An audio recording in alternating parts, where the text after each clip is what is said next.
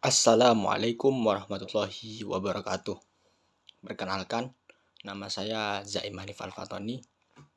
Saya dari Fakultas Farmasi dengan NIM 05211133235. Kali ini, saya dari kelas Kewarganegaraan C3,10. Nah, kali ini saya akan menjelaskan PKMAI saya yang berjudul Kerukunan Umat Beragama sebagai bentuk ketahanan nasional dalam menanggulangi konflik suku, agama, ras, antar golongan. Langsung saja, saya akan membahas bagian abstrak. Nah, di bagian abstrak ini, negara Indonesia memberikan kebebasan rakyatnya menjalankan agama sesuai dengan ajarannya tanpa paksaan. Namun, kebebasan tersebut tidak mengganggu dan merugikan pemeluk agama lain. Dalam konteks beribadah pastinya. Karena terganggunya hubungan antara pemeluk agama ini akan berpengaruh terhadap runtuhnya keutuhan dari ketahanan nasional. Nah, terdapat upaya untuk mendukung pelaksanaan prioritas ketahanan nasional yang kokoh dengan meningkatkan kesejahteraan rakyat dari segala aspek, yakni aspek pendidikan, ekonomi, dan sosial budaya. Nah, selanjutnya memperhatikan pertahanan, kualitas ketahanan agama dan budaya.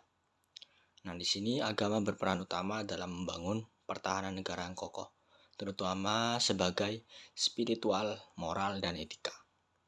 Agama sebagai sistem nilai harus dimengerti dan dijalankan oleh individu, keluarga, masyarakat yang harus menjiwai kehidupan berbangsa dan bernegara. Hal ini dikarenakan banyak masyarakat yang belum paham mengenai toleransi dan integritas yang baik dengan banyaknya perbedaan yang ada. Oleh karena itu, dalam menjaga pertahanan dan kesatuan bangsa, masyarakat harus menjalani dan mempertahankan ketahanan nasional sebagai bentuk asimilasi budaya demi terwujudnya kerukunan dalam tercapainya tujuan bersama.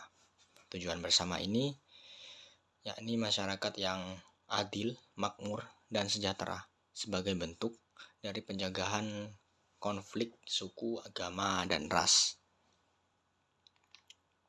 Kata kunci yang digunakan pada abstrak ini, kerukunan umat beragama, ketahanan nasional, dan konflik suku, agama, dan ras. Nah, selanjutnya saya akan menjelaskan di bagian pendahuluan. Nah, di bagian pendahuluan ini, kerukunan umat beragama termasuk harapan yang ingin dicapai oleh seluruh masyarakat. Tentunya kehidupan rukun, damai, tentram dalam beragama termasuk bentuk dari ketahanan nasional. Nah, keragaman bangsa ini menjadi identitas nasional yang harus kita jaga secara bersama-sama. Nah, yang bertanggung jawab dalam menjaga identitas nasional ini pastinya seluruh masyarakat dari seluruh lapisan masyarakat Indonesia. Kerukunan umat beragama ini diatur dalam sila pertama yang ajarannya bermakna bahwa keanekaragaman pemeluk agama yang ada di Indonesia bebas menjalankan ajarannya sesuai dengan keyakinan masing-masing tanpa ada paksaan. Nah, namun kebebasan tersebut harus dilakukan dengan menjaga keharmonisan umat beragama, dikarenakan terusiknya keharmonisan pemeluk agama membawa akibat yang dapat memecah belah bangsa, atau menghancurkan persatuan dan kesatuan bangsa. Nah, upaya yang dilakukan untuk mendukung pembangunan ketahanan nasional dengan meningkatkan kesejahteraan masyarakat, memajukan kualitas kehidupan umat beragama pastinya. Oke, selanjutnya di bagian metode. Di bagian metode ini saya menggunakan metode penelitian kualitatif dengan metode pendekatan antropologi, etnografi, dan hukum. Yang pertama, saya akan menjelaskan mengenai metode antropologi. Metode antropologi yang digunakan adalah fieldwork methodology, yang merupakan studi lapangan, studi kasus secara langsung, terjun ke lapangan mengenai gejala yang diteliti. Biasanya yang diteliti berupa kebiasaan masyarakat melakukan ibadah sesuai dengan keyakinan masing-masing, dan kegiatan masyarakat seperti memperingati hari raya masing-masing umat beragama dapat dijadikan metode pendekatan antropologi dengan penelitian kualitatif. Selanjutnya, metode yang saya gunakan yakni metode etnografi.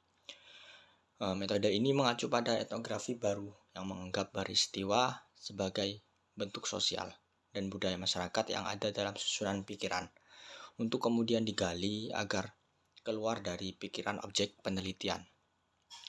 Metode etnografi bisa disebut sebagai metode pendekatan etnis.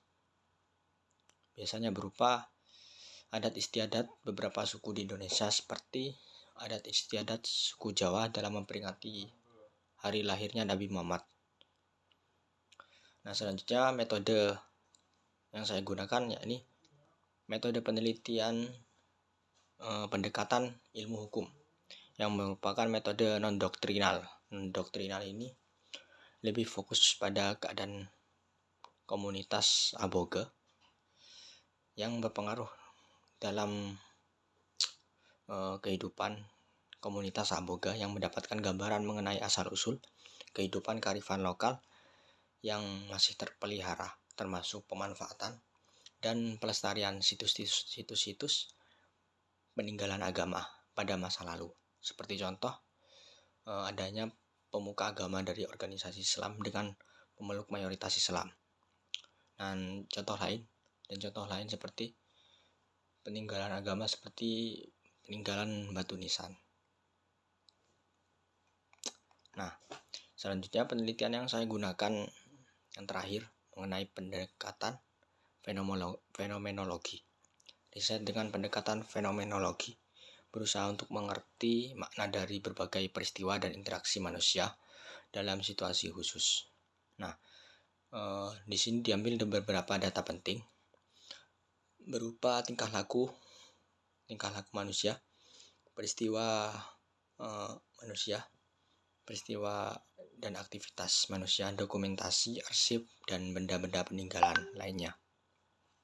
Nah, data ini dikumpulkan melalui metode interaktif dan non-interaktif. Selanjutnya, setelah dikumpulkan melalui metode interaktif dan non-interaktif, selanjutnya dianalisis menggunakan model interaktif. Model interaktif ini diungkapkan bahwa analisis data yang terdiri atas komponen proses analisis, yaitu pengumpulan data, reduksi data, penyajian data, dan penarikan kesimpulan. Pengumpulan data berupa interview, kuesioner, dan dokumentasi. Selanjutnya adalah hasil dan pembahasan. Di bagian ini saya menjelaskan mengenai tujuan pokok ketahanan nasional, yakni untuk mencapai cita-cita bangsa. Nah, ketahanan nasional ini didukung oleh kerukunan umat beragama yang menjadi kontrol sosial masyarakat yang memiliki kepekaan sosial. Nah, saya melakukan survei penelitian mengenai tingkat kerukunan agama. Nah, di bagian selanjutnya, di bagian akhir, yaitu penutup.